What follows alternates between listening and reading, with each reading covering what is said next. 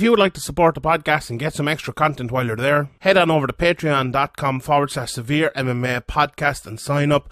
From the rewatch to the Q&A, we will have loads of content every week. So sign up, patreon.com/Severe MMA podcast. And now, here's the podcast. Welcome everybody. It's episode 356 of the Severe MMA podcast. My name is Sean Sheehan, joined today by the Jamie Carragher of Irish MMA media, Graeme McDonald. We talk about a very busy weekend in the world of mixed martial arts. There was a quite a fun UFC fight night on Saturday night. ONE FC had a card. Will Fleury had a big win. We will get to that. And there was a couple of other things as well, which we shall talk about today. But before we get into all of that, we must tell you about our friends over at Manscaped, because spring has sprung. And our friends at Manscaped have the best tools for some spring cleaning in your pants. Trust me, your confidence will be blooming like the flowers this upcoming spring. Time to clear out that winter bush and join the other 4 million men who trust Manscaped. Use the promo code SevereMMA to get 20% off and free shipping at manscaped.com. That's 20% off and free shipping at manscaped.com. And I know, like myself and Griffin, have been using Manscaped for a long time, and they've been absolutely fantastic partners for us, and we're happy to announce we'll be going on for another few months as well into the summer. So it's great to be partnered up with Manscaped, and if you can support them, we would be very, very glad of that, because it's supporting us as well. And to do that, you could get the Performance Package 4.0. It's absolutely fantastic. Inside that bundle, you'll find the Lawnmower 4.0 trimmer, which I'll talk about more in a second, as well as the ear and nose hair trimmer, the Weed Whacker. They also have the Crop Preserver Ball Deodorant and toner as well. Then you can get the boxer briefs and the travel bag as well, which are the 2 free gifts which you get along with the package. That Lawnmower 4.0, which I mentioned there earlier, that's the Pube Assassin. That's waterproof and equipped with an LED light, so you bet it's a major key to the new shower routine. The Elite Trimmer is designed to trim hair and loose skin. Although your balls might look like punching bags, it's no need to treat them like that. You can benefit from that, from that proprietary skin-safe technology. Have you ever met someone who finds nose hairs attractive? Probably not. So get the Weed Whacker nose and ear hair trimmer. That also has that proprietary skin-safe technology, which helps reduce nicks, snags, tugs in those delicate holes. Then the Crop Preserver and the Crop Reviver. The Preserver is an anti-chafing ball deodorant moisturizer. It's starting to get hot, so you'll need that. And the Reviver is a spray-on toner for your balls, which will help keep you smelling fresh down there, just like the spring. And if there are any ladies listening as well, sure, buy them for the old husband or the boyfriend or the whoever your male family member is. They could do with it as well. So yeah, complete your grooming game with the refined cologne as well, which is absolutely delicious. It's the signature cologne from Manscaped to, get you smelling like royalty above and below the waist. If you purchase now, you'll receive the 2 free gifts, as I mentioned, the boxer briefs and the shredded travel bag, which is actually right behind me right now. The shredded travel bag is. So I've had that for 18 months at this stage. I haven't used it much, obviously, because we haven't been able to go anywhere with the Rona. But the last couple of trips we had to Bellator reviews and stuff, brilliant. I absolutely love it. So smell good and feel good this spring. Get 20% off and free shipping with the code SevereMA at manscaped.com. That's 20% off and free shipping with the code SevereMA at manscaped.com. It's time to throw out your old hygiene habits and upgrade your life at manscaped.com. Right, Graeme, let's get straight into it here. Big weekend in the world of mixed martial arts, as I mentioned on the intro, the UFC and all that. I want to talk quickly about the Irish guys first. I know there was at least 3 Irish guys fighting this week. Maybe we'll there's so many Irish guys fighting this weekend. Actually, there was 4. Norman Park was fighting over in KSW as well, in like a mad boxing match. I actually didn't manage to see that, but I believe he won. So fair play to Norman. I think his opponent broke his thumb or something like that. But I'm sure we'll have Sean Denny to discuss that in more context maybe at some stage over a Patreon. But look, it's good to see Norman out there doing his thing, earning his money. So fair play to him.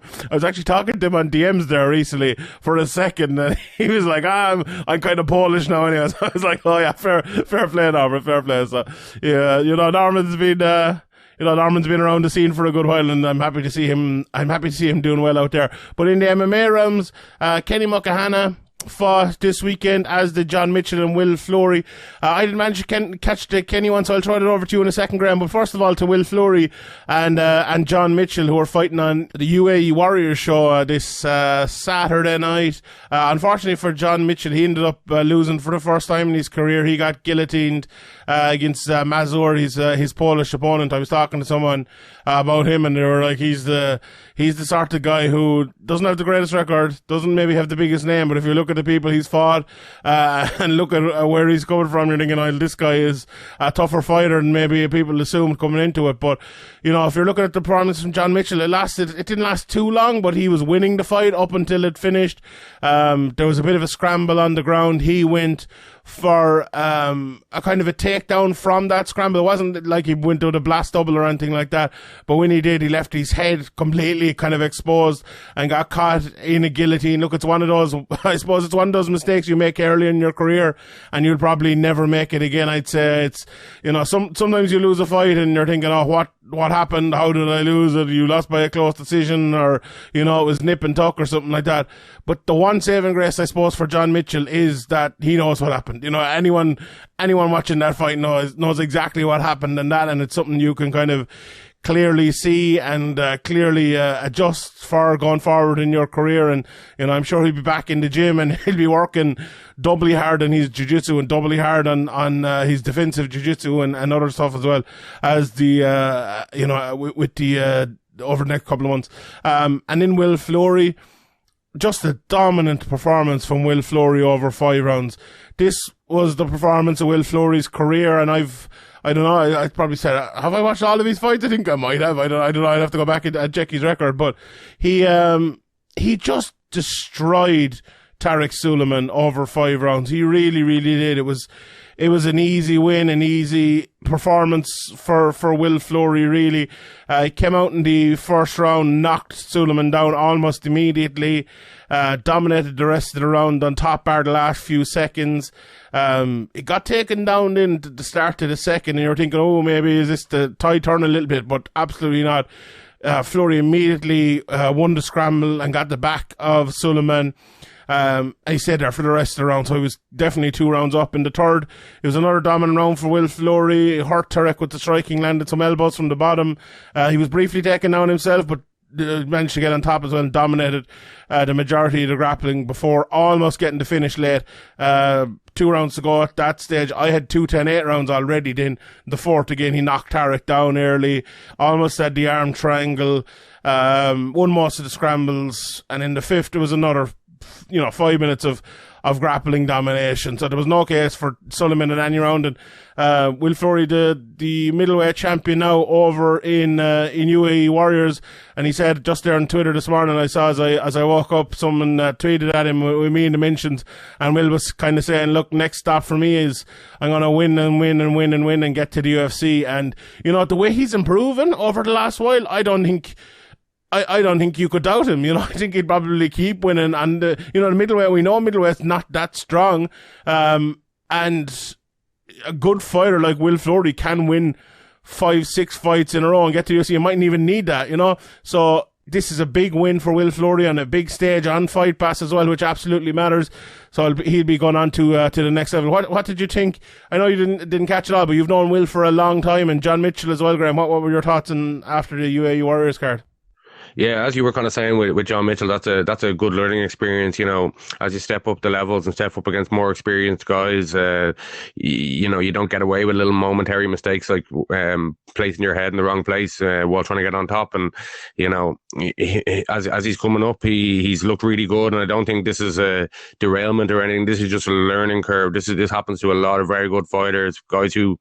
I'm not saying John Mitchell will be a champion. Maybe he will, maybe he won't. But guys who are champions go through this. Like this is a good learning experience for him. And as you said, it wasn't as if he was completely dominated in the fight. He was winning up until he lost. Obviously, he lost in the first round, but there wasn't too much of a sample size. But yeah, definitely things to go back and work on. And I'm sure he'll be back better than ever.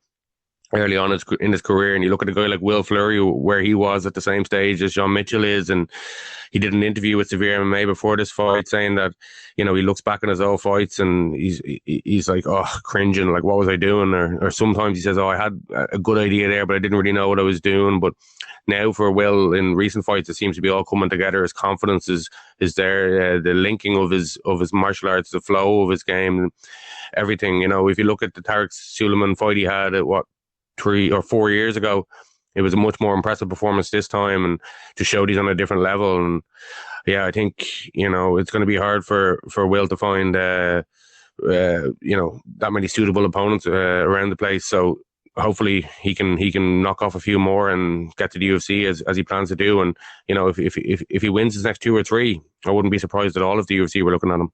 100%. Like the biggest thing I took from that fight is that he's fighting out of the southpaw position now as well, and maybe the next time we talk to Will, we can ask him about that. But his striking just looks so clean. Like we've talked about Will in the past, right? After his fights, and we've always said, "Oh, look, he's improving. His striking looks to be improving. He's getting better." But there wasn't. Look, his striking, I think, was an area that wasn't the best part of his game. He was a very, very good wrestler and dominant top, as we saw last night. But his striking to me, his striking game to me looked like it's a game that could, go up against anyone in that middleweight division, apart from maybe the top couple in the division. It was good, it was a good fundamental game, thrown straight right down the middle, throwing a lovely jab and things like that. That's what you want to see from a big, heavy, strong guy in that division who's well able to grapple as well. There's some very, very good signs from Will Fleury, and it was a performance that was not only levels above his opponent, it was levels above Will Fleury from a couple of years ago, as you said, and that's what more could you ask for out of a prospect and out of a guy coming through? We talk about it all the time, about guys improving, and it's very hard for us to know if they are improving, they're not improving, what's going on in the gym, what's not going on. Sometimes they are improving in the gym, but they can't translate it into the cage. Like we see that a lot as well. Yeah, 100%. Yeah, and look, we don't know what's happened with him. Will said afterwards he broke his hand 2 weeks ago, and that he had an injured ankle a while back as well, which it must be really tough. And you see his opponent, actually, he was elbowing Will's ankle when Will had the body triangle, and so I wondered, did he hear about the injury. That was an interesting one, because the commentators were even saying it. They were like, "Oh, we've never seen that before in MMA," so that's interesting. I wonder if he knew, or if he had heard a few whispers coming in from somewhere. But anyway, great performance from Will Fleury, and John Mitchell will bounce back. Tell us about Kenny Mulcahan. I know he was out. Was it that UAE Warriors as well? I saw John Kavanagh out there with him and his brother friends. Yeah, the day before. Yeah, it was a really good performance from him. There was a bit of confusion in the walkouts and the production, and the commentators. They were calling out the wrong names for the wrong fighters on the walkouts and the introductions and stuff. But yeah, the fight itself, Kenny was in control. He looked smooth and sharp and confident, and in a scramble kind of ended up just throwing on a triangle, and it looked as if he was going to finish, and then his opponent Basala just kind of tried to hold on, and there was a bit of confusion whether he verbally tapped or tapped on the opposite side of the camera, or he'd gone out, and there was a little bit of what the fuck from his opponent initially, but it seemed after the initial second, then he seemed to accept that whatever, it was kind of unclear what had happened, if he'd verbally tapped, or if he tapped on the opposite side of the camera, or if he'd gone asleep for a second. But yeah, it was a tight triangle, and I think it was a matter of going out cold in a few seconds if the fight hadn't have been stopped. Yeah, Kenny's. I think I watched Kenny as an amateur a good few years ago, and obviously he was over with Dino Wade's gym, I think, and then he moved to SBG Ireland. So, fighting, and training with Alexander O'Sullivan for a long time. I'm sure that was a great way to come up as an amateur, and then kind of moving over with the pro team in SBG was, probably a great move. I remember back in the day, wasn't it Franz interviewed him for Severe MMA back at one of those nightclub fights? So people followed Severe MMA, have known Kenny for a good few years now, so it's great to see him, climbing those pro ranks and doing very, very good things. we'll move on to the UFC now in a second, but later on we're going to talk a little bit about Cage Warriors and talk about a couple of the Irish fighters that are on that, which is big as well. But also this week, we broke the news over in Severe Med that Takamandu and Omar and Shaban have signed with Cage Warriors. So a great week for Irish pros. I'm looking forward to seeing them both fighting two very, very, very good fighters. Taka I think he won the Amateur of the Year with Severe Med a couple of years ago, so very good. And Omar, and obviously we've seen him on the scene as well, so great to see that, and big things happening for Team KF as well. So, all around Irish MMA, obviously John Mitchell down in Cork, and Will with SBG, and Kenny with SBG as well, and the two lads with Team KF. We even saw Paul Redmond winning over in Polaris this weekend. It's great to see all the different gyms and all the different people representing Irish MMA and beyond as well. And obviously, if you like the Irish MMA talk, head on over to the Old Triangle as well. The lads will have way more every couple of weeks talking about the local scene and talking about the amateurs and all of that. So Severe MMA, keeping Irish MMA alive. That needs to be our new tagline, I think, for Severe MMA. Anyway, right, let's talk a little bit about the UFC from Saturday night, Graeme. On paper, it was a very, very good card. I feel like in practice, maybe it wasn't as good as it was on paper. And whenever you have 4 decisions in the middle of a card, even though they weren't all bad fights or anything like that, and in fact 3 of them were actually pretty good fights, it just slows it down a little bit. And myself and Spencer and Harry actually have a speaker's corner coming out, I think this week or maybe next week, talking about card placement and stuff, after Spencer wrote a great article about it last week. And I feel like this was a great example of how card placement just kind of ruined this card a little, because you got to Kai Kara-France and Askar Askarov, the big meaningful fight, where afterwards you had Kai Kara-France, when he won, calling for a title shot, and then you see Davidson Figueiredo saying, alright, I'm going to fight you because I'm not fighting Brandon Moreno. And then you said saw Brandon Moreno saying, Davidson Figueiredo doesn't want to fight, I want to fight Kai Kara-France. So we talked about it coming in, about this being the big meaningful fight on the card. We talked about it wanting another 2 rounds, should have been the main event and should have been 5 rounds. And then it turns out that, it needed another 2 rounds. It was the big meaningful fight. It had implications for the title picture. Yet it was the 4th fight down on the card, and it felt, even though there were good fights after this, it did feel like, especially with the Grasso Wood fight being kind of as predictable as it was, and in the main event kind of being like a knotting heavyweight fight where they were kind of lying to us about Curtis Blades being the next in line, and then he does the cringy interim title shot call out, and then calls out Stipe after calling out Ganya, and Stipe didn't even look at him. It was, I don't know, it just felt like it was a weird, no, it wasn't bad. I'm not saying it was bad or anything like that, and I don't want to be that negative on it. We will get to the very, very good fights, but it just feels like this is maybe a poster boy for bad card placement. And I know people were giving out about the Nicolau fight being early in the card as well, and the Mano Fierro fight, but I wasn't the biggest fan of the card placement. I know you watched it back this morning. Did you feel a similar thing, or were you just kind of watching and picking out the big fights and watching them? Yeah, no, I watched all of them. So yeah, I do think it was kind of predictable. Like a Sarah McMahon fight is going to be a decision, and like a Neil Magny fight is probably going to be a decision.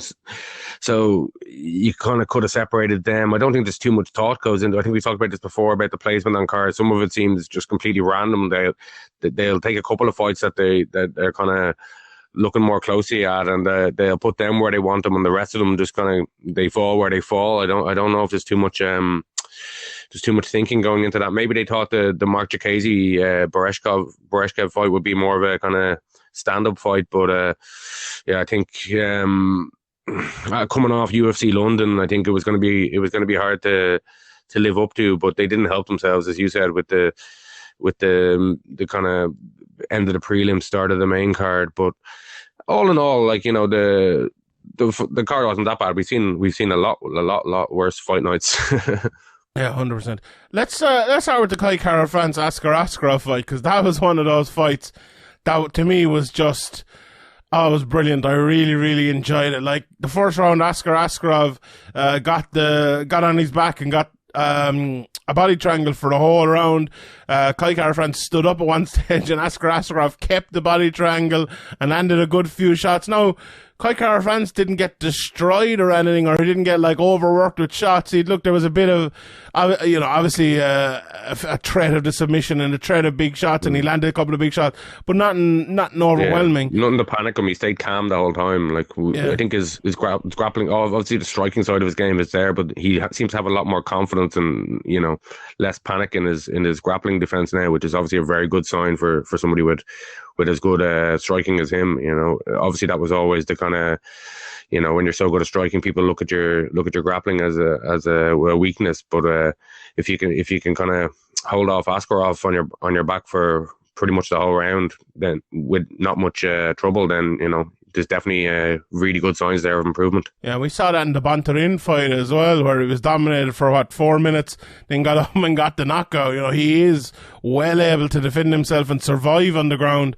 When you're in that position, when you can hit hard like him, surviving maybe is all you need when you're able to take the chances. And that's exactly what he did in the second round. He was very, very smart, I think, at the start of the second round. Didn't do anything mad, didn't do anything, out of the way. And I think he used the kind of the old school Chuck Liddell sprawl and brawl game very well.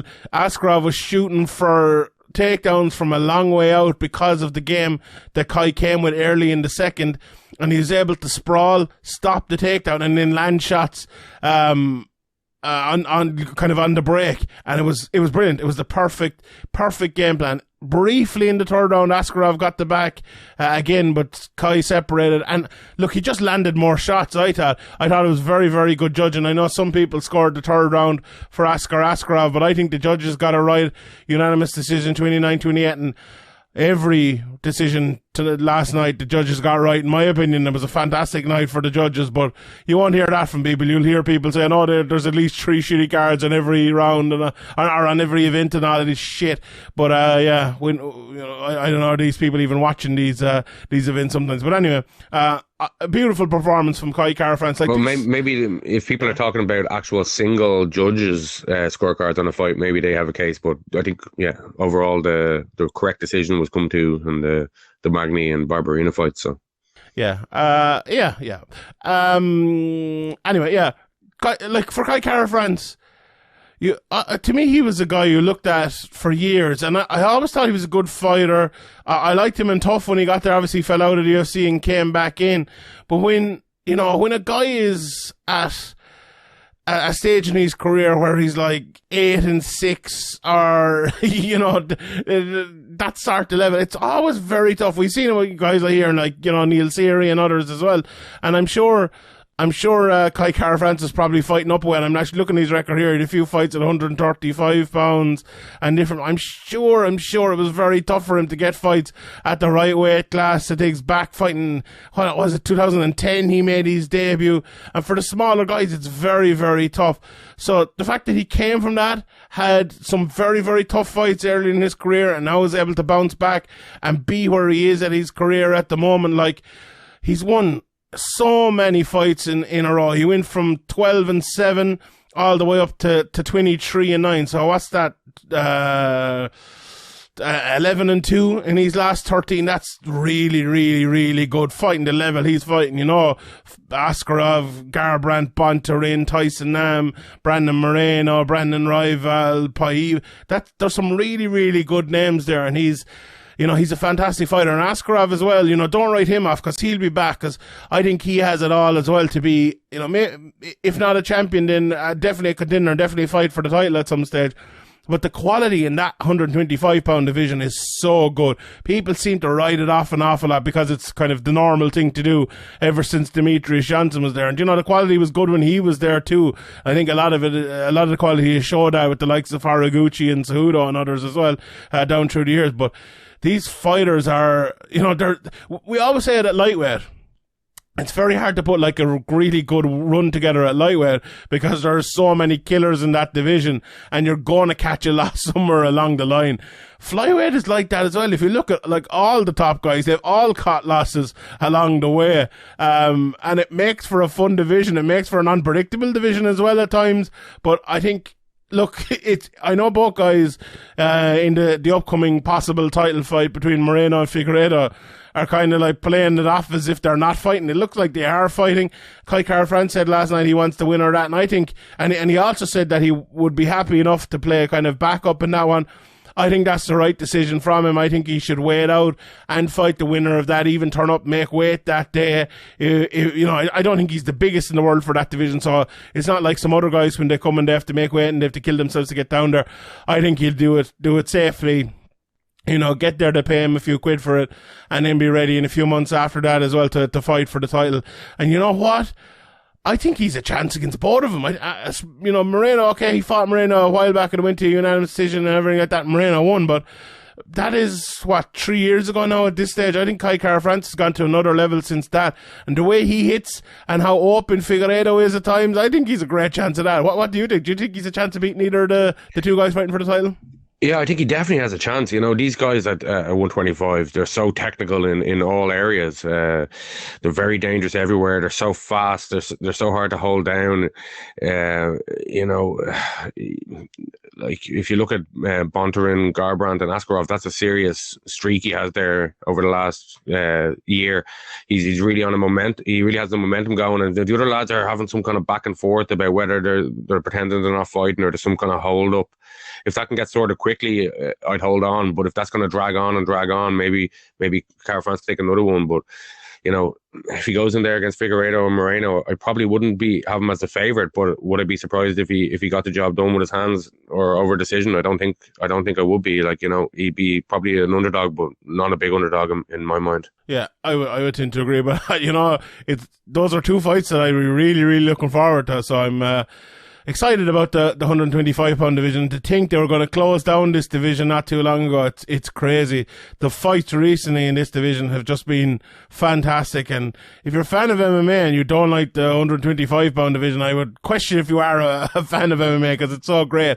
And it's it's lads as well. Sometimes when lads' backs are put against the wall, and they're like, right, you're not going to be in the UFC anymore. You don't have a future in this sport almost anymore. It's a tough thing, because Bellator don't have the 125-pound division either. Now maybe they would have started one if the UFC's one went away, but it's tough. It's very, very tough, and these lads have a bit of a dirt in their shoulder, however you want to put it, a bit of a chip in their shoulder, and they're not Jay-Z, so yeah, they have a bit of a chip in their shoulder, and it's shown, and the performances are shown as well. So great division. Looking forward to seeing what's next in that division as well. We might as well mention, while we mention this, Matheus Nicolau beat David Dvorak in the unanimous decision in a pretty good fight as well. He's won his last 5 in a row now. He beat Manscaped and Tim Elliott before this, so he's on a very, very good run as well, and he's ranked in that division.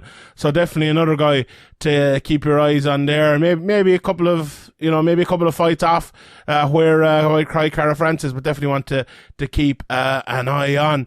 Before that, Luis Saldana beat Bruno Silva very unanimous decision in the 145-pound division.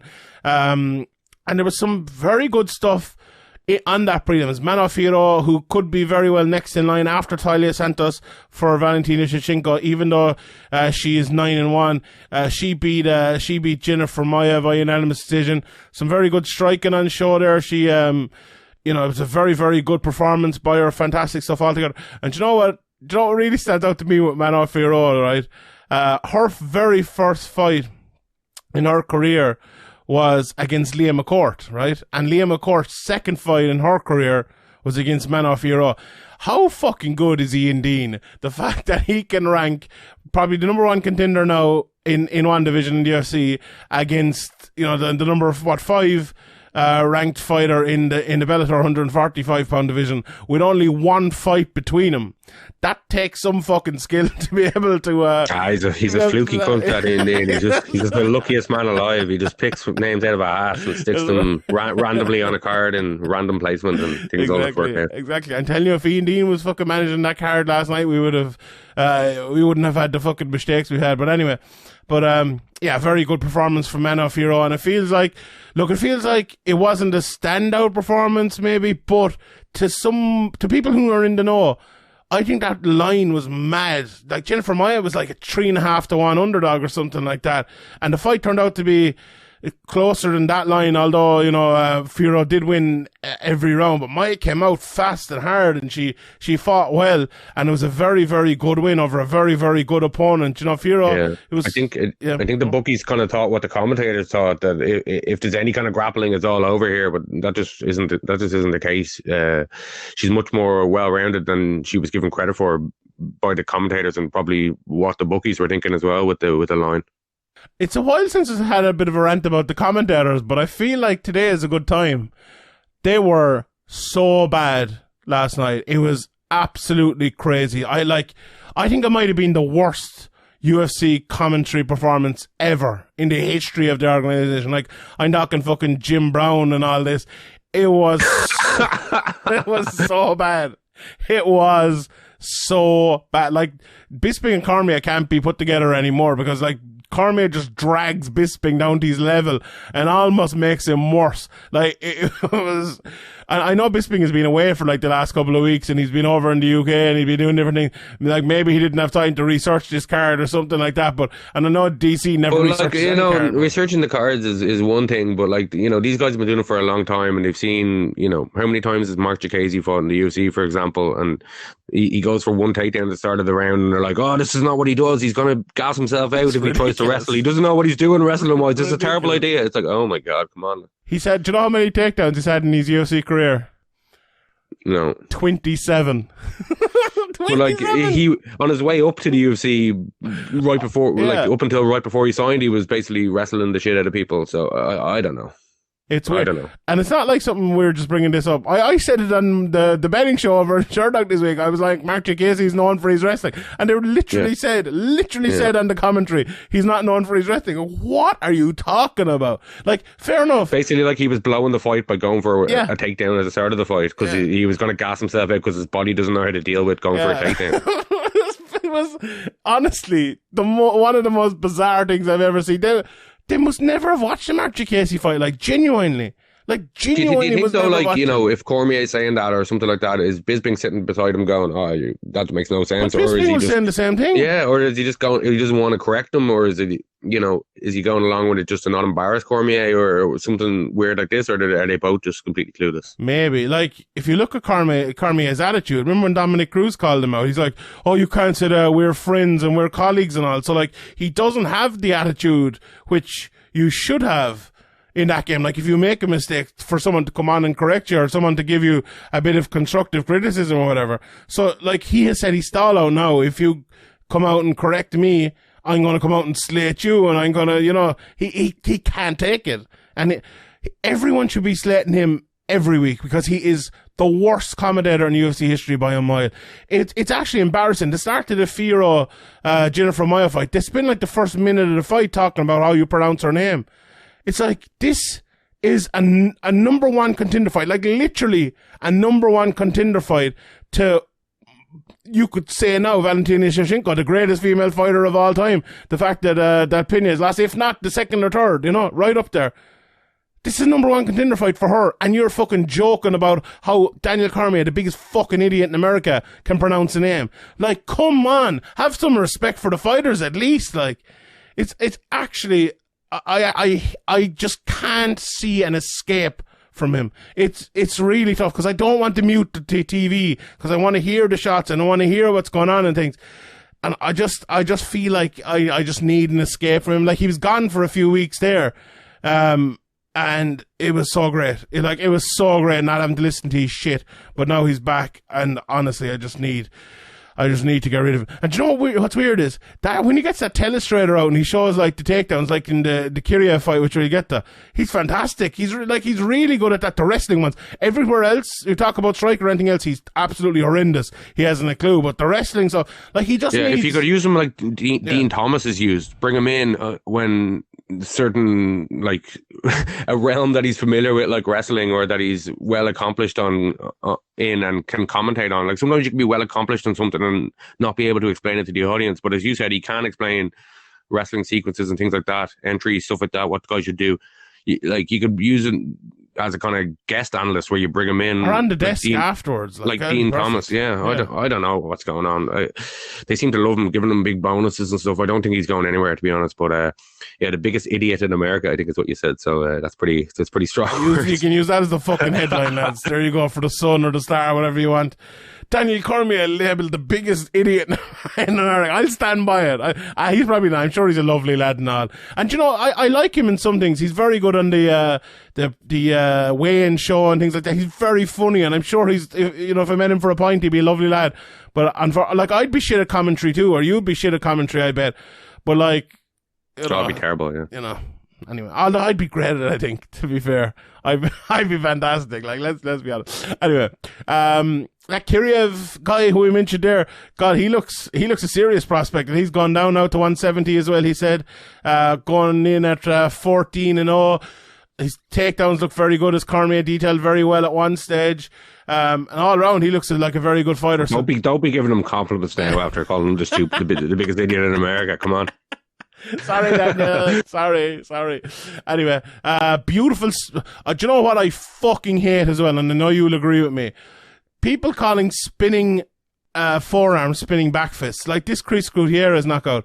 He clearly hit him with the forearm. This was not a spinning back fist in any way, shape, or form. This was a fucking spinning forearm KO, and I'll go to the fucking grave saying that 100%. Anyway, great spinning forearm KO. I always say that. Yeah. Maybe he threw the spinning back fist, but he landed the spinning forearm. Yeah, like that time Aljamain Sterling Moraes threw the knee, or threw a kick at Aljamain Sterling and caught him with the knee.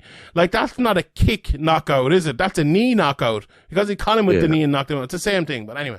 Sarah McMahon, then, as you said, I actually thought she was good. She put on a good performance. I believe she was the underdog coming into this against Carol Rosa, and probably, you know, it's been a tough time for Sarah McMahon. Team Sheehan, you know, she lost to Juliana Pena last time out, but back to winning ways here. How is she on Team Sheehan? I don't know. I just always liked her. I don't know why. I like Sarah McMahon. I think she might have been off. People complain about her being boring. You just do it to spite people, probably.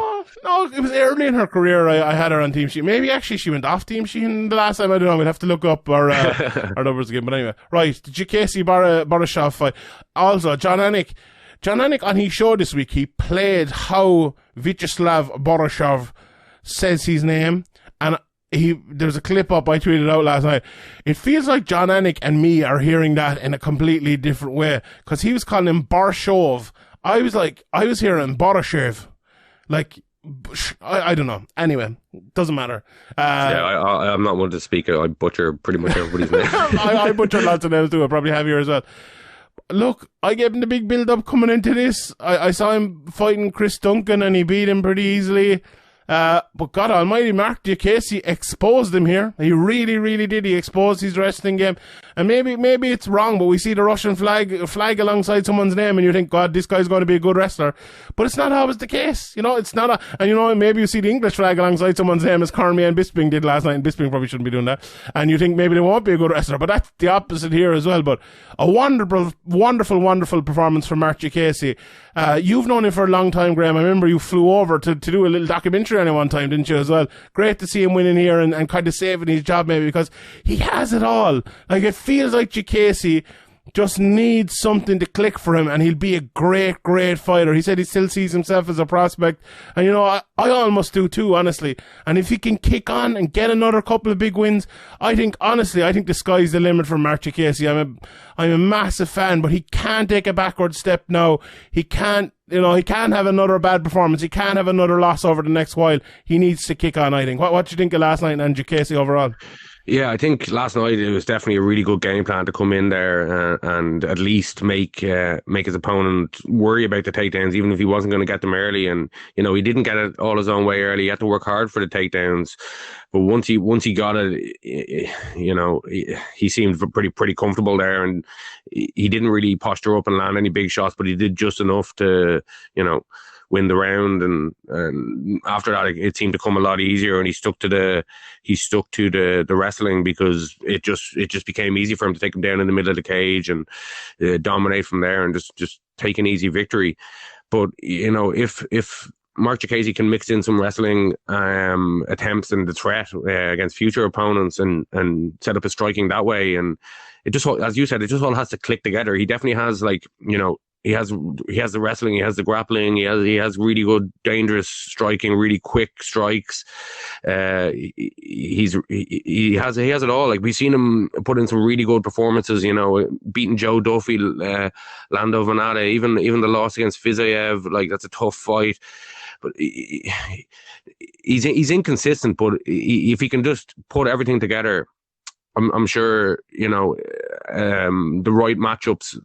3 fights time, he could be brimming with confidence, momentum, everything can be clicking, and he could be a real problem for anybody in this division. But he just got to go out there and prove it. You know, one good performance, we've seen this before, a couple of really good performances in a row. Here he goes, and then he comes up against a slightly higher upper echelon, slightly higher ranked opponents, and he doesn't do quite enough. But if he can mix in his wrestling with his striking and make it all flow together, then, you know, he can go.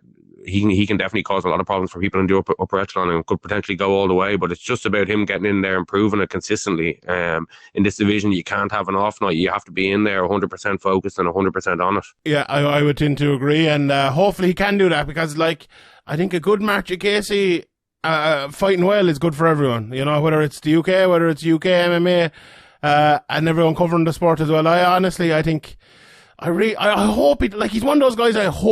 I hope he reaches his potential, because if he doesn't, it'll be a bit sad. You know, I hope he does. I really hope he does. So looking forward to his next few and seeing how it goes. I thought the move over to the States would have kind of yielded quicker results, but it has just been up and down, and maybe it's a mental thing, maybe it's I don't know what it is. I haven't, as you said, we went over to film him a few years ago, but I haven't been speaking to Mark much recently. But, like, you know, when he's on it, he's really on it. He has finishing power. He can put guys away with one punch, with one strike, and he can obviously wrestle as he proved. It's just about putting it all together consistently. And, you know, we've seen guys in the past that can't. They just come in and they win a couple, they lose a couple, or they look like they're getting towards the top, and all of a sudden they lose unexpectedly. But we've also seen guys who it clicks for, you know, and all of a sudden everything looks like it's flowing, and they just look a completely different animal. So hopefully it goes that way for Mark. 100%. Neil Magny and Max Griffin. This was one of those fights where Max Griffin came in, knocked Neil Magny down hard, and when he stood back, let him back up and spin the next minute circling around him, not punching him, trying to pick the shot, I just knew that is something that, honestly, that's something you'll be talking to your grandkids about in 40 years. And saying, I had this chance to get to the top and I didn't take it. It was a grave error. And I know they were calling it, oh no, you're good tactics, and it was the right thing to do. And you know, for the vast majority of fights and for the vast majority of people, I would agree. But when you're fighting Neil Magny, who is a guy known for taking shots like that, coming back, never giving in, and finding ways to win, you cannot give up that opportunity. You just cannot. Like, MMA is a game, and we talk about it all the time, right? And this is a great example in this fight. It's a game to do the right things, basics, fundamentals correct, fight the right way all of the time, be calm, be cool, be collected. And then seize the moment. You have to seize the moment. You have to get, like, extremely violent at the right moment as well. You have to do it if you want to be that top fighter. You know, you see it all the time. Like, whoever it might be, McGregor versus Cerrone is the first example that came to my head there.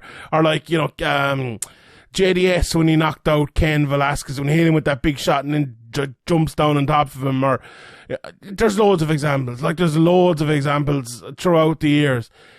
You have to do that, and Max Griffin did not do it. He didn't do it, and he will live to regret that long into his days, because you win this fight and you are a ranked top 10 guy. Suddenly you're fighting the likes of maybe a Sean Brady or someone like that, and then you have an opportunity to become a top 5 ranked guy and move on and on. And for a guy who's, like, now 18-9 in his career, he could have been 19-8. That's you know, it might not seem like a big difference, but it was one of those moments that stuck out to me. It's like, wow, you fucked up badly there, and you probably will go back and watch that fight and know it, and it'll probably eat away at you for the rest of your life. But look, Neil Magny, we have to say it again, what a comeback from Neil Magny. He was badly hurt. Like, Neil Magny for the rest of that round was in bits. Like, he was there to be taken for the rest of that round, and Griffin wasn't able to do it, but Magny survived very, very well. Came out close second round in. I thought he won it, and I gave him a 10-8 in the third round. I thought he destroyed Griffin in that third round. Griffin was very tired and everything, but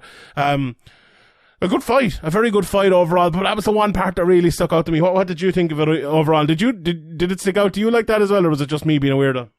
Yeah, no, like as you said, when you have Magny on the ropes, you can't give him the time, because he's one of those guys, like he's like a call pendant. If you give him them few moments to get himself back in the fight, he'll take it. And we've seen it time and time again with Neil Magny. And like, there's been a couple of performances over the years where he hasn't really turned up, but besides that, you pretty much know exactly what you're getting with Neil Magny, and he's gonna put his game on you, and you've got to be able to deal with that. And when you get as you said, when you get the opportunity, you rock him, and he's there for the taking, and you don't seize the moment, then you don't really deserve to win the fight. Like, okay, he could have come out and won another round and won the fight, but Neil Magny just took over as he probably. I expect him to kind of fight the second, or to fight to win the whole fight the way he won the second and third round. Maybe not as dominant as the third round, but yeah, Max Griffin let it slip through his fingers. But yeah, Neil Magny, you got to give a lot of credit to him. Like, a lot of other guys would have been there for the taking for longer, and would have put themselves in bad spots that would have made it easier for Max Griffin. So, credit to Neil Magny. But as you said, Max Griffin will be kicking himself for not unleashing in seizing that moment. 100%. Brian Barberena and Matt Brown then, really, really fun fight. Although both of them got so tired at a stage in this fight, it kind of turned into madness, which was still at one fun. stage I wasn't sure if Matt Brown was badly hurt or if he was just exhausted, or both. I think both. Both maybe at a couple of stages. But Brown did very well early in the first round. I thought he won the first round, but it was very close. Barberena landed that big elbow late and cut Matt Brown, but I think Brown probably just did enough before that. Barberena hurt him badly then in the second round a couple of times, although it wasn't too far off either. But I thought Barberena won that, and in the third round was just insanity. Anyone could have won that round. I gave it to Barberena, because it is hard sometimes to see if a guy is hurt or if a guy is tired, and when they're falling around, and you have to give the benefit of the doubt. It does have like fighting spirit as a part of the judging criteria as well. So Barberena's strikes definitely did take away a bit of the fighting spirit of Matt Brown for portions anyway. He did bounce back almost every time and threw his big shots, but a crazy mad fight altogether. You had a problem with the split decision, did you? What did you think? You thought Barberena won? I thought Barberena won as well, but I don't think I thought the first and second rounds were pretty clear. First Brown, second Barberena, and the third I thought was pretty clear for Barberena. I thought that Matt Brown was more hurt than he was, and the judge thought that he was more tired than he was hurt. But even still, I thought Barberena did enough. But yeah, I think maybe, if people are nitpicking the judges and looking at scorecards, then maybe they look at that one and think that it should have been unanimous. But as long as the right decision and the right winner gets his hand raised, then I'm not really too worried. Yeah, I don't think there's anything wrong with that card, honestly. I think it's a good one. But look, Barberena goes on. Matt Brown, it'll be interesting. Although Barberena did say this is the last fight in his UFC career, and he said if they don't re-sign him, or his UFC contract, sorry, if they don't re-sign him, he's not going to fight on, he's just going to retire. So, I think they will re-sign him. He's the type of guy they like, and a good yardstick for that division. And Matt Brown, look, the problem with Matt Brown at this stage of his career is he still has the toughness, he still has his skills early, but when the fight gets past 7-8 minutes, he gets so tired. Like, I'm sure at 41 years of age or whatever he is now, that cardio is very, very difficult to keep, and that's the only thing that's really failing him these days. But I wouldn't mind seeing Matt Brown fight again. I don't think he's one of these guys that's, he got to an age and he shot or anything like that. So Barberena was a tough match. As long as you match him up kind of correctly, then put him in there with Cowboy again or someone like that. Yeah. Or let's do that. The top two fights then. were over pretty quickly. Alexa Grasso just took, Joanne won the fight, went to the ground, she rear naked choked her, and that was about it. Like, we spoke about Joanne Wood after her last fight, and thought that might be the end of her UFC career. And I think it might be a good thing if she went to Bellator or went to somewhere else where she could get wins, get easier matchups, build her confidence back up. And I think in Bellator she'd have a great career. There aren't that many very good 125 pounders around as we see in the UFC, and in Bellator even less. There are some good 125 pounders there. I don't think she'd win against the champion. Well, I think she'd win most of the fights going up to that. Unlike in the UFC now, she's lost to the last 3 contenders in a row. If you're adding Grasso to that, which she probably will be. Maybe. Obviously we spoke about Firo earlier on, and about Tyler Santos is coming up as well. But she's, okay, that's nitpicking. But yeah, it's just Joanne Wood. She's never reached her potential, and she never will. I said it in the pre-show as well, and it's sad to see in a way, but I feel like, look, her athleticism just isn't up to scratch. Her game hasn't progressed over the years in any significant way. Look, I'm sure she's a better striker. I'm sure she's a better wrestler. I'm sure she's better at jiu-jitsu. But everyone else has become a better striker, better at jiu-jitsu, and better at wrestling, probably at a faster rate, including Alexa Grasso. And that's the problem when you get into fights like this. And that's a very tough thing to say, especially about someone who's seems like that's such a lovely person and a very good fighter and tough as hell as well. But look, she's just not at that level. She just really isn't at that level. And to me, I think Alexa Grasso is. I think she's a very good fighter. And I think she will be fighting for the title probably in the next, if not the next year, maybe not too much longer, if she keeps going the way she is. What did you think of it overall, Graeme? Yeah, I think I agree with a lot of what you said there. I think the game is developing so quickly all around, and especially in these women's divisions. And Joanne Wood, yeah, she hasn't really developed. Joanne, is she? Joanna Calderwood. What? Jojo. She hasn't developed in any significant way, as you said. Maybe she has, but she hasn't been able to put it together. She hasn't been able to kind of blend the styles. She hasn't been able to improve her deficiencies in the grappling.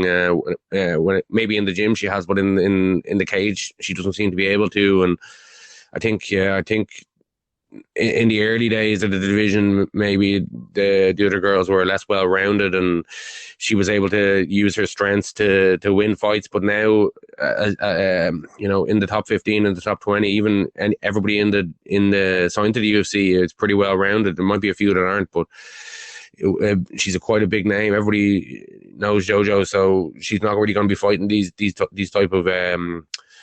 types of fights. She's going to be fighting tough girls, and she just doesn't seem to have it in her. I don't know if it's a mental thing or maybe it's a mental thing mixed with a skills thing, but yeah, unfortunately for her, I just, there was a lot of kind of hype behind her at the start, and I don't think she's lived up to any of it. And as the years go on, she's not really shown any signs of improvement at the same rate as the other girls around her anyway. So yeah, it looks like the writing's on the wall. She's never gonna make it to the very top the way she's going.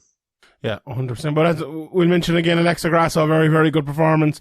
Not much to take out of it considering it was so quick and maybe so easy, but that's a testament to what she has done in her career recently and the improvements she's made. So, great win for Alexa Grasso. I'm looking forward to seeing what's next for her. Maybe we see Grasso versus Firo. Maybe that's the fight to make to get the number one contender. But in that division, you're probably better off lining them up. But we'll see how that goes. And the main event then, Curtis Blades knocked out Chris Daukaus 17 seconds into the second round. He didn't go for any takedowns. It was the first time, I think, in his UFC career. Someone said last night, I think Aaron Bronstetter said it on Twitter. And I feel like he had a bit of a point to prove. Yeah. He wanted to strike with Daukaus. What did you think of it?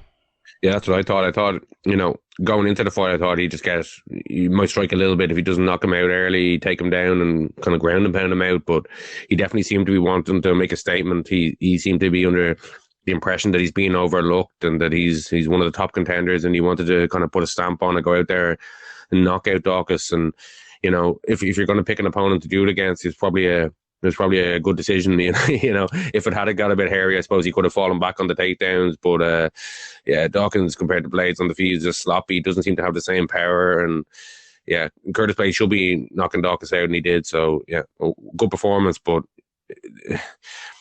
is he making the big statement that he thinks he's making? I don't think so. But it's a knockout. It looks good on the record. There isn't that much depth at the top of the division, so a couple of injuries here or there, you never know where he could slot in. Yeah, I don't know. It was just one of those ones, like, I felt like he thought, and look, every fight is important to the individual, but I felt like he thought it was a more important fight than it actually was. It is a main event, Yeah. Yeah. Like, you have in front of him, right, he's Cyril Gane, he has Francis Ngannou, who obviously is injured, he has Stipe Miocic, and John Jones maybe. We'll see what happens with John Jones, but it looks like John Jones is talking about fighting anyway. Like, Stipe, I feel like the one fight he would take would be probably John Jones for an interim title. And they can do that, I think they'll probably do it. And then you Cyril Gane, you just walk around there. Okay, he might get a fight against Gane, maybe that one makes sense. Maybe it will be for interim title. Maybe I'm wrong, because if with Jones, with Stipe, they're both notoriously hard to deal with and get deals done in a good way for them, which is, and I credit them for that. And the UFC, as we've known, as we've seen in the heavyweight division, they will create it, but I feel like if they did make that for an interim title, everyone would be giving out and complaining about it, So, I don't know. I think, he should have called it Tai Tuivasa, and if he can go out and beat Tai Tuivasa, then he's making a real statement. But you know what's funny? He called out Gane, and the way he said it, you couldn't really hear him. And you couldn't, and then he called out Stipe, and Stipe just completely blanked him. I was taking fucking selfies with people and trying to get the OHIO fucking chant going. Just completely blanked him. And I saw a few people saying, he took his opportunity on the mic. Honestly, I thought it was so cringe and so embarrassing. And it actually wasn't his fault. He tried his best, but the way Stipe just completely no-sold him. Unimpressed. I felt so sorry for Blades. Like, he's doing his best. He just won a big fight, and then there's a lad out here just like, anyway, it's just, oh my God, the poor lad. But, yeah, good performance for him. He's a very good fighter, the perennial number 4, I suppose, in that division. And to be honest, I think that's where he'll probably be for another few years, but you never know in that division. Look, if Francis goes away and he's gone, if Steve, I could honestly see Stipe retiring pretty soon. You never know what's going to happen with John Jones, and suddenly he's number 2 in the division. And at that stage, then what's going to happen? Well, we will see. Like it's happened. Look what happened in the light heavyweight division. The likes of Cormier, the likes of Teixeira, the likes of Jan Blachowicz won titles who never ever would have won them before if John Jones was still there. So it can happen, and maybe it'll happen for Blade. So just stick around, play the long game. He's only 31 as well. He's only an old spring chicken. So we'll see what happens with him. Yeah, so that was the card. I feel like it was a better card with us breaking it down now than I thought about it coming in. So good stuff. Yeah, I didn't think it was that bad. I thought the placement was just a bit weird. If Kara-France versus Askarov was the main event, with a big knockout in the co-main event, and we'd 5 rounds of that flyweight title fight, it would have been so much better. But anyway. Right, Mighty Mouse. And this whole card in general, I tuned in for the Edward Falang against John Wayne Parr Muay Thai bout, and I only saw the 3rd round, which I think was lucky because that was a fantastic round. Apparently the first 2 weren't great, but great stuff in that one. It was very, very fun. Then we had Sexy Yama, so sexy, going in there against Shinya Aoki, and Shinya, had the better of him in the first round, but Sexy Yama came out, and the commentator said, very early after Sexy Yama had landed a few shots, that Shinya Aoki gives up, suspiciously too early. And when I say suspiciously, I mean, how easy does Shinya Aoki give up, if there's a lad immediately in it? And he didn't necessarily give up. Yeah, he took a few big shots on the ground. to be fair.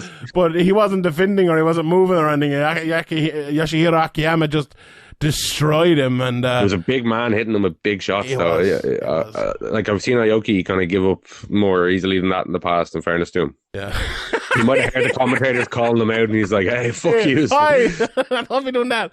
But great to see Sexy Yama back. Look, he's been a fan favorite for a long time, and I love Sexy Yama, and he's just. he's brilliant. I love him. I love Sexy Hammer. But Moraistin defended his title that he won against Demetrious Johnson a couple of years ago.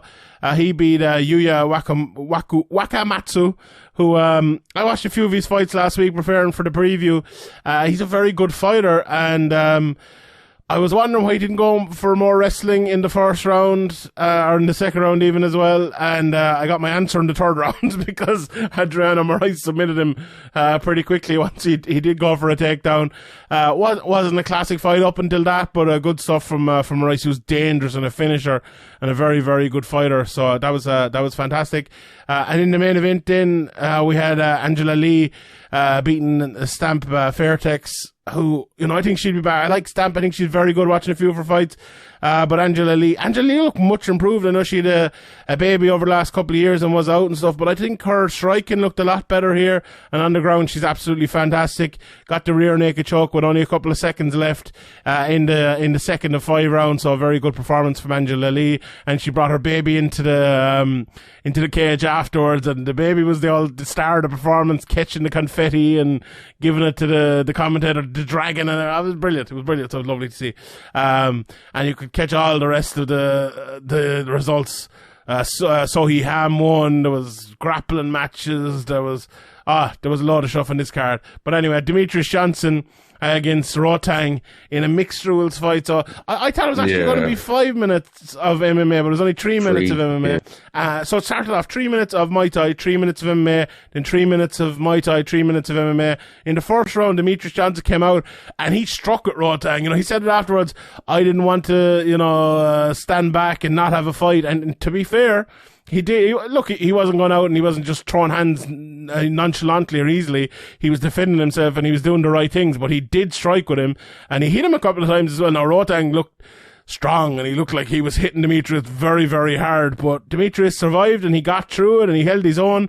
And in the second round, he took his time, took the fight to the ground. Rotang actually defended pretty well for a while, but Demetrious ended up getting the rear naked choke in the second. I really enjoyed it. I thought it was very fun. I liked the special rules thing. We were waiting for it for a long time. And honestly, I thought it delivered. I thought it was very good. What did you think of it? Yeah, well, Rotang, as you said, he didn't look like he didn't look like James Toney out there on the ground. He defended a little bit, but yeah, once Demetrious Johnson had the back, it did seem like a matter of time, even though Rotang was kind of pulling at the arms and the hands. He was doing the right things. Obviously, he put a good bit of effort into this fight, but well done, Demetrious Johnson and all that, but I prefer Demetrious Johnson fighting actual MMA fights. I know there's ONE FC is kind of, it's flying under the radar to most fans, but if he's going to be out there, at least can he please fight in MMA, proper MMA rules? And, I don't know.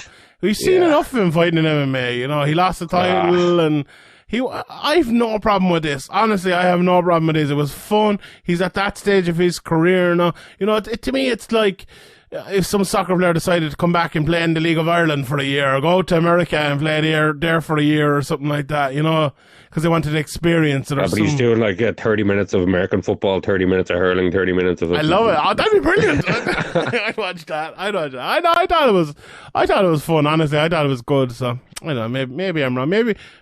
But if this was Demetrious Johnson at 28 or 29, I would agree with you, but he's 35 now and a smaller guy, and I think it was fun. So anyway, next one we need 1 round of grappling, 1 round of Muay Thai, 1 round of MMA. That's what we need to do next. Who could we get him to do it now? I know, sign up Haraguchi or someone like that, or I don't know. Is there any really good grappler out there? I don't know. Anyway, let's do that. Get Demetrious in there in these special fights, and we'll have some fun. Anyway, next week, then we have no UFC, but we have 2 Cage Warriors cards, and they're very, very good cards. In the first night, we have Justin Burlinson main eventing against Daniel Skibinski. I was watching a bit of Skibinski there as I prepare for my previews. And he's a very good, well-rounded fighter, can kind of do it all. And we know Justin Burlinson, he's been around for a long time, obviously lost his fight to get into the UFC and Dana White Contender Series last year. It was last year. So he'll be looking to bounce back here. Paul McBain is on the cards. He was supposed to fight Decky McLean a while ago. James Sheehan Adam Shelley, Caolan Loughran and Ryan Shelley are all representing Ireland on the first night. Graeme, a few words about them. The Shelley brothers, obviously coming from that Taekwondo background. I was watching a bit of them last night again. They're my sort of fighters. I like that sort of fighter. They'll be very exciting to see. Caolan Loughran as well, 4-0, but like his opponents, we have to be honest about it. 0-0, 3-5, 0-39 and 0-31. Reece Street and Will Kearns were two of those opponents. Now he'll finally be fighting someone real coming in here, and Ian Dean won't be giving him. He's fighting someone who's 1-0, but Ian Dean won't be giving him those sort of matchups in Cage Warriors, and we'll see what he's really made of. From what I've seen, he's very, very good. Now it's time to shoot. I don't know why he took those 31 or 0-31, 0-39 fights, because, you know, he's fighting much better guys in amateur throughout the years. Yeah, very good amateur. You know, so yeah, that was a strange decision. I don't know, but, you know, we can kind of, there are 2 wins there, but since then he's gone 2-0, and, you know, he's not fighting the best guys, but he's fighting appropriate guys, and this is another appropriate guy. So yeah, I think he's probably expected to go in there and win, but yeah, I think his record is a bit inflated at the moment with Reece Street on it. I think anybody with Reece Street on their record, you can kind of forget about that. The Shelley brothers, obviously, really good strikers. Ryan is still undefeated as a pro, 3-0. Has some good wins there. Adam Shelley lost in his pro debut to Kenny Mokawana, who we talked about earlier, by submission. Obviously, he's a 3-0 prospect now, 3-0 pro prospect now himself. So no shame in that. And he had a nice decision win there in his last outing. So it's important for Adam to get another win here. He's obviously had a good amateur career as well. Fought on Cage Warriors Academy shows and things like that. So yeah, I think these are good matchups to see where all these Irish guys are at. Obviously, we mentioned Ian Dean earlier. He knows what he's doing. So yeah, it should be interesting to see, you know, where these guys are really at. Yeah, and James Sheehan as well, you know, lost 2 of his first 3 fights, but to Matt Bonner and Ian Garry, you know, 2 Cage Warriors champions. So what a tough start for him. But it seems like he's been around a lot longer for some reason. He's only had 5 fights, I suppose, because he's fighting, you know, big fights like you know, Matthew Bonner, Dylan Manning, Ian Garry, things like that. So yeah, he's you may look at his record at 3-2 and think he's kind of up and down, but if you look at who he's lost to, and, you know, making his pro debut against Matt Bonner, that was like 5 years ago. So he's probably a completely different fighter than then, and went to the decision with Ian Garry 3 years ago.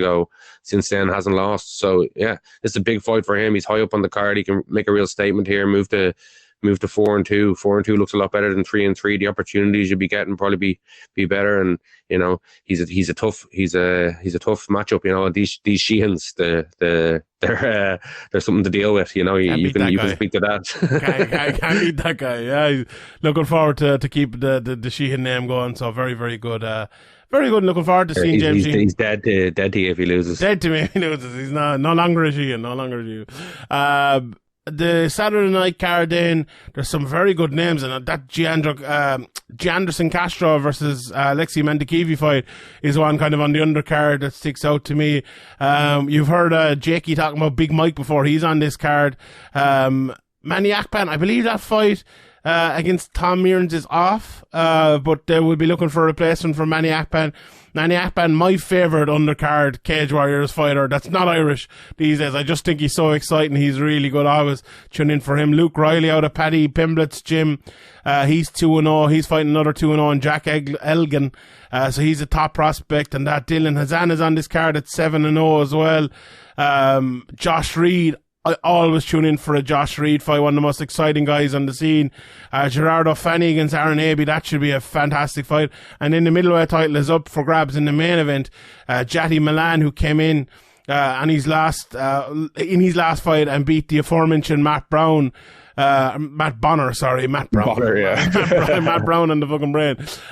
He's fighting Christian Leroy Duncan. Someone's always got to go on that one. You know, Christian Leroy Duncan only 5 fights into his career, and one of those was a weird finish against Will Curry after a couple of minutes of the second round. But there was an eye poke or something like that. But they fought again. Obviously, he won the rematch. Didn't beat Justin Moore, the veteran, in his last fight. So a fast track in it, but he looks well able for it. I'm looking forward to seeing that fight. it's a tough one. Honestly, that's a tough one to pick because I picked Jatty Milan going into the last fight against Matt Bonner based on his wrestling and his strength more than anything else. But I think he's going to find it hard to wrestle and outstrength Christian Leroy Duncan because he's a big, tough guy. Be looking for. I'd love to see him at the weigh-ins, and I'd love to see him, lined up against each other to see maybe who has the size advantage there. But let's see what it says here for their heights and stuff like that. 5'11" for Jatty Milan, and for Christian Leroy Duncan it is 6'2". So yeah, Christian is a bit bigger than him, alright. So it'll be interesting. To see who the stronger one is there. But look, Cage Warriors always deliver, and you can be assured, I think, of two very, very good cards when you come in there for that one. Right, what did you think, Graeme, before we go? Nate Diaz calling for his UFC release over on Twitter last night. Do you think he'll get it? Nate Diaz calling for things on Twitter, like, it's just over my head at this stage. No, I don't know. Nate Diaz and the UFC relations are obviously very strained for the last 15 years. So when Nate Diaz comes out and says something in public, he's probably trying to make something happen behind the scenes. I think is he looking to get out of his UFC contract? If they don't give him what he wants, he'd probably like to get out of it, and what he wants is probably more than the UFC want to give him. But our UFC is going to release a fighter that can draw, that they don't have to release, who's under contract. Yeah, I don't see that happening. Yeah, especially not a big draw like Nathan Diaz. So I don't think. Look, they're going to get offered him someone. He'll probably lose, and I think they'll probably re-sign him because Nate's not going to get a load of money from anywhere else, I don't think. If he went like bare knuckle boxing or something, he'd probably make a lot of money. But like, you get one or two fights there, and that'll be exactly. Yeah. He can do that at the very end of his career. No better. Yeah. Conor versus Usman. You down for that? That what you want? Yeah, I don't think that'd be a good idea. I think me and you talked about it for, I don't know, the best part of a year now. I think coming back in against, I think you mentioned Tony Ferguson as a warm-up fight would be the best thing for Conor, but he seems to be in a completely different mindset if he wants to come in and get a title shot, and that's what he's pushing towards. And Dana White doesn't seem to be opposed to it. I'm sure big fights are what, like the Endeavor heads and the Disney heads and all the brass that are trying to make as much money as possible are looking for, and ESPN obviously want the biggest fights they can put on as well. But I think the Oliveira title shot is the more likely one to actually happen. But in an ideal world, if I was matchmaking for the best thing for Conor's career, I'd probably put him in there against a Tony Ferguson or somebody like that. I 100% totally agree. It was funny, like, when I spoke to Conor a couple of weeks ago, he said he wants to come back at 100. He said 170, 155, but he's thinking 155. And then he does another interview with the Back Life, and then he said 170. So I don't know. Yeah, it's all about options. You said it over the years, like, I want to keep my options open, be in as many conversations as possible. Like, if something does happen, if Usman is scheduled to fight somebody, it falls apart, the backstory is already there. He knows how the game works. You want to keep your finger in as many pies as you can. Indeed, and he has them in many of them. But sure, did you see the video that came out of him driving down the road after he got arrested as well? Arrest that man and throw away the key. Driving slightly slower than the other cars. Trying to get off the exit. Like, I don't know. Just this man has to be stopped. This man, throw away the key. How dare? Yeah, that. In fairness, now McGregor. I'd say there was that one allegedly. I'd say there was some reports getting lost and rewritten there when that video emerged by the old Garda. Yeah, I didn't see many people putting that into the reports stuff. But anyway, right. We will leave it at that. Sure, we have much more to talk about. There's probably loads more to talk about, but sure, we've half forgotten. But we will leave it there. Thanks everybody for listening. It's just about to come up to the start of the month, so if you want to sign up on Patreon, patreon.com/Severe MMA Podcast, there's some great stuff coming out in the next couple of weeks. As I mentioned earlier, Spencer, Kite, joined myself and Harry, and we did 2 episodes of the State of the UFC, one of which I think we'll put out for free is about media, and we went on for like an hour. It was a very, very interesting chat, and I'm looking forward to everyone hearing that. So You can follow me at Sean Sheehan B. Actually, don't bother following me. Follow Graeme at Severe MMA over on Twitter. At Severe MMA Pod is our Twitter account if you want to send us questions all week. We'll have the Q&A out on Tuesday this week, hopefully, if I get a chance to do it, on Patreon. You can follow our Instagram as well, Severe MMA DOTCOM, so severemma.com on Instagram. Loads of stuff going up there. The lads Andy and Ian and Quilsha and Jakey and all have done a great job of growing that over the last while. So if you do one thing today, give a follow to that Instagram. It doesn't cost anything, it's free, and you'll get all that good stuff. And if you want to do a second thing, sign up on Patreon. It's only $5. Our price, Graeme, the fucking price of beer these days. $5.50. How'd you get on your holiday before we finish up? Was the holiday good? Yeah. How much were pints over there? They were a lot less. I think they were in three something. Here, I'm heading. Come on, we got Malta. Let's go. We arrived unfortunately and it was basically a storm for the first 2 days of a 3-day trip. But the last day we got the sun in the end. But there's a bit of a storm going on, so we had to battle through. Fuck's sake. Doesn't rain but it pours, Graeme. It doesn't rain but it pours. All right, we leave it there, lads. Thanks to everyone for listening. Graeme, have you a quote to end us today? Okay. Spent the day in bed. Very happy I did. Yes, I spent the day in bed. As the workers stay enslaved, I spent the day in bed. We'll see you all next week.